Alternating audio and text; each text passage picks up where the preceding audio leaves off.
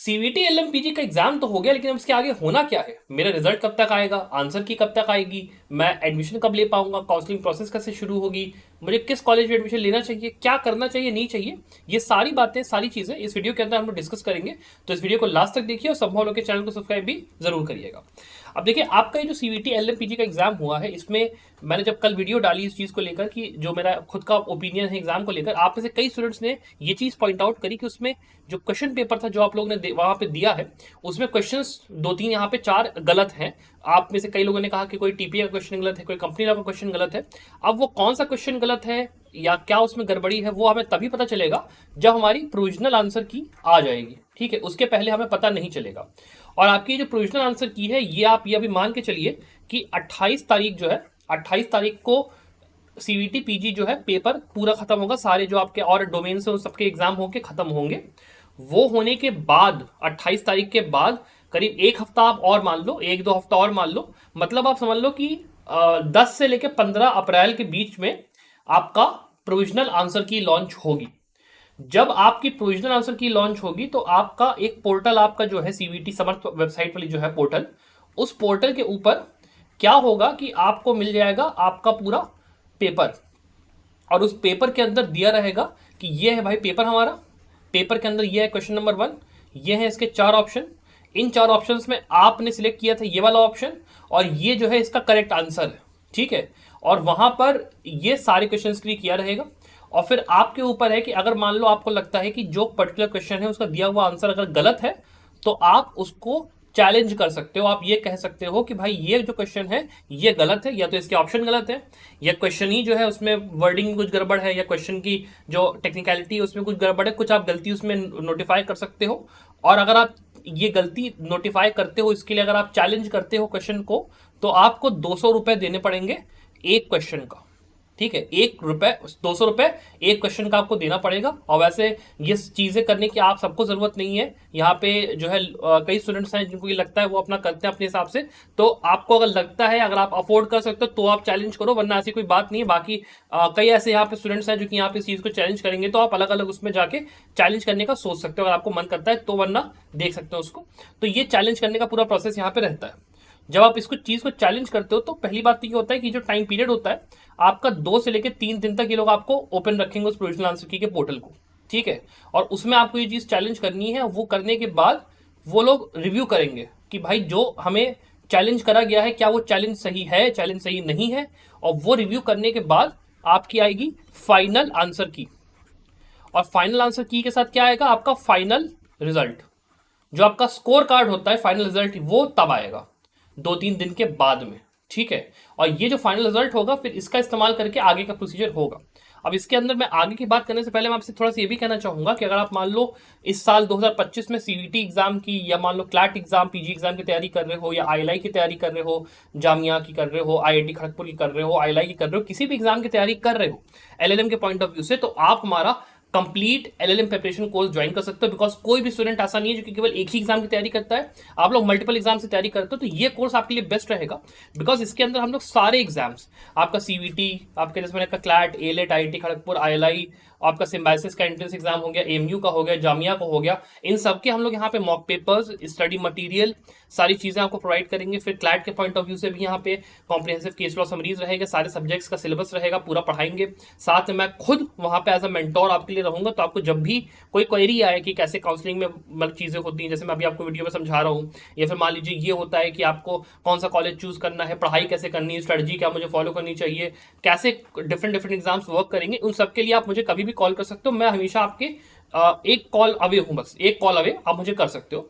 और अगर आपको ये ज्वाइन करना है तो ये होली में हम लोग का ऑफर चल रहा है, होली ऑफर, जिसमें कि आपका ये कोर्स आपका 7999 में आपको अवेलेबल रहेगा 26 मार्च तक। 26 मार्च तक ये ऑफर आपका वैलिड रहेगा स्टूडेंट्स। तो अगर आपको एनरोल करना है आप कर सकते हो। और अगर मान लो आपको केवल और केवल सीवीटी एग्जाम की तैयारी करनी है 2025 में, तो आप 5000 रुपए में ये कोर्स ज्वाइन कर सकते हो। यहाँ पे 40 मॉक पेपर्स के साथ सारी चीजें आपको मिलेंगी, 15 मंथ की वैलिडिटी होगी। ये वाला जो कोर्स है उसके अंदर वो सारी चीजें होंगी जो कि सीवीटी वाले कोर्स में और क्लैट पीजी वाले कोर्स में यहाँ पे अवेलेबल आपको है। क्लैट वाला कोर्स आपको 5499 के ऊपर में मिलेगा। और ये दोनों जो ऑफर्स हैं ये 26 तारीख तक आपके वैलिड रहेंगे। तो अगर आपको एनरोल करना स्टूडेंट्स, आप डेफिनेटली इस चीज को देख सकते हैं। अब चलिए इसके आगे बात कर लेते हैं कि होगा क्या वंस आपका फाइनल आंसर की आ जाता है। फिर उसके बाद जो एक चीज और होती है कि प्रोविजनल आंसर की से आप क्या क्या कर सकते हो। देखो, जब आपका प्रोविजनल आंसर की आता है ना, तो उसके अंदर आप इसको देखना इस बात को कि आप अपना मार्क्स जो है ना वो आप कैलकुलेट कर पाओगे।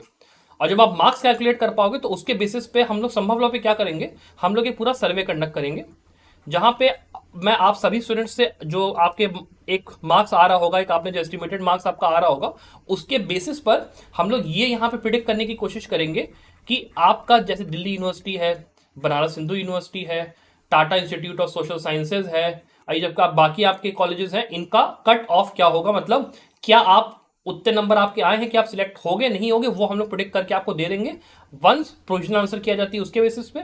और फाइनल आंसर की जो है उसके आने के पहले देखिए क्या होगा, हर कॉलेज का, जैसे मान लो दिल्ली यूनिवर्सिटी है, दिल्ली यूनिवर्सिटी का अपना CSAS पोर्टल खुल जाएगा, जहां पे आपको जाके करना है क्या, रजिस्ट्रेशन करना है। अगर आपको लग रहा है कि आपके नंबर इतने आए हैं कि आपका दिल्ली यूनिवर्सिटी में हो सकता है, तो आप जाके इस पोर्टल पर रजिस्टर कर दीजिए।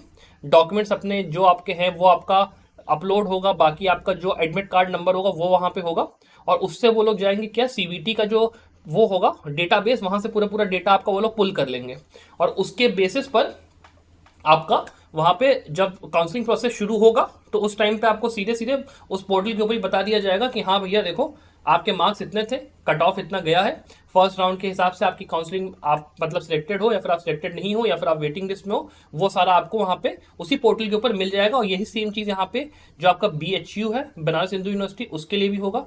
मतलब दिल्ली का जो प्रोसेस है वो अलग है, बनारस हिंदू यूनिवर्सिटी का प्रोसेस अलग है, टाटा इंस्टीट्यूट का प्रोसेस अलग होगा, BBAU का प्रोसेस अलग होगा।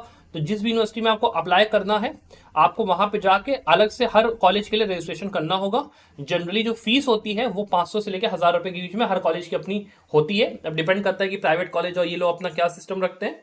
और उसके अलावा अगर आप बात देखोगे तो अलग अलग कॉलेजेस का आपको मतलब अलग अलग टाइम पे रिजल्ट मिलेगा। BHU हो सकता है बाद में निकाले, दिल्ली हो सकता है पहले निकाले, तो ये आपको डिसाइड थोड़ा सा करना पड़ता है उसमें सोच समझ के बैठ के कि भाई मैं दिल्ली के लिए जाऊं कि मैं BHU के लिए जाऊं, तो फिर वो एक कंफ्यूजिंग पार्ट बनता है। तो आप पहले उस हिसाब से सोच लेना अपने उसको, और स्कोर को देख के ही मैं कहूंगा अपना जो है एक अप्लाई करने का जो आपका प्रोसेस होता है उसको आप शुरू करना, थोड़ा सा आपको वो चीज़ आसान पड़ेगी और बेटर पड़ेगी। और साथ ही में दो तीन चीज़ें जो ध्यान रखना कि आप अपना एडमिट कार्ड, आपके जो ये जो मार्कशीट वगैरह है फाइनल ईयर की, अगर मान लो मार्कशीट आपके पास है मान लो तो ठीक है। फाइनल ईयर की मार्कशीट अगर आपके पास नहीं है तो अपना 9th सेमेस्टर तक का या फिर जो आपका 5वां सेमेस्टर है तब तक की मार्कशीट, और आपकी जो एक मतलब एक समझ लो कि बोनाफाइड एक जो होता है जिसमें कि ये आप लिख के दे दोगे कि भाई देखो मेरा 6ठा सेमेस्टर का एग्जाम हो चुका है, 5वां सेमेस्टर का एग्जाम हो चुका है, और सॉरी 10वें सेमेस्टर का एग्जाम हो चुका है, और मैं जो है मेरी कंपार्टमेंट देखो भाई किसी में नहीं आई है, और मैं जो है यहाँ पे अगर एडमिशन लूंगा तो फिर मैं अपना रिजल्ट बाद में सबमिट कर दूंगा। ये आपको एक एफिडेविट में बोनाफाइड बना के देना पड़ता है वहाँ पे, और वो सबमिट होने के बाद आपका वहाँ पे एडमिशन हो जाता है। फिर जब आपका फाइनल रिजल्ट आता है तो आपको वो देना होता है, और उसके साथ में जो आपका माइग्रेशन सर्टिफिकेट होता है वो फाइनल रिजल्ट के साथ ही आपको मिलेगा। ठीक है, तो माइग्रेशन सर्टिफिकेट आप दे दोगे, वो दे दोगे, आपका काम वहाँ पे ये हो जाएगा। इस तरीके से इसको ध्यान रख के चलना कि एक पूरा बोनाफाइड बनता है। तो फिर ये सोच के मत चलना कि यार मेरा अभी 10 सेमेस्टर था, 9 सेमेस्टर था, तो मैं क्या करूँ नहीं करूँ, सब टेंशन मत लो। आपका जो रिजल्ट है जब आएगा बोनाफाइड बना के, तो रिजल्ट के साथ ही फिर वो अपना हो जाएगा, टेंशन लेने की जरूरत यहाँ पे नहीं है।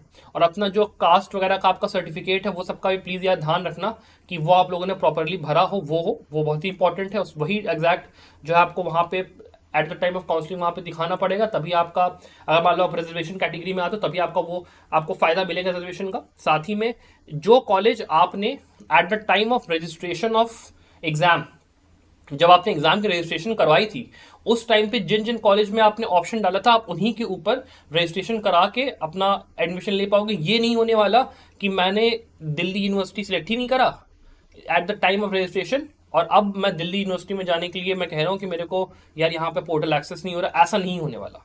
आप अगर BHU के लिए आपने डाला केवल BHU मिलेगा, दिल्ली डाला तो केवल दिल्ली मिलेगा, BHU दिल्ली दोनों डाला दोनों मिलेगा, पर जो डाला है वही मिलेगा। इस बात का ध्यान रखना प्लीज, इसमें कंफ्यूजन मत क्रिएट करना। ठीक है, अपार्ट फ्रॉम दैट अगर मान लो आपको कोई और क्वेश्चंस हैं रिगार्डिंग की इसमें आगे प्रोसेस में सर क्या होने वाला है, कैसे होने वाला है, आप मुझे नीचे कमेंट से पूछ सकते हो। वैसे मैंने कोशिश की है पूरी तरीके से एक एक चीज़ समझाने की कि कैसे ये सब चीज़ें वर्क करेंगी, क्या होने वाला है। अभी मैं एक डेडिकेटेड पूरी वीडियो लाऊंगा रिगार्डिंग द प्रोविजनल आंसर की, फाइनल मार्कशीट कैसे आएगी, उस सब चीज़ों का प्रोसेस, फिर उसके बाद आपका काउंसलिंग के लिए मैं पूरा एक अलग वीडियो लाऊंगा। प्लस मैं अभी ये भी करने वाला हूँ कि मैं अब आपका जो कॉलेजेस हैं उनका अलग अलग एक वीडियो लाने वाला हूँ हर कॉलेज का, कि दिल्ली यूनिवर्सिटी में एडमिशन लेने के क्या फायदे हैं, क्या नुकसान है, हमारी पढ़ाई कैसी होती है, सही चीज़ें होती हैं वो सब कुछ, BHU का, BBAU का। तो अगर आपको ज़रूरत है उस चीज़ की तो प्लीज़ मुझे कमेंट सेक्शन में नीचे जरूर बताइए, मैं वो भी बनाने के लिए आपके लिए कोशिश करूंगा। Apart from that I wish the very very best of luck for your future success. Bye.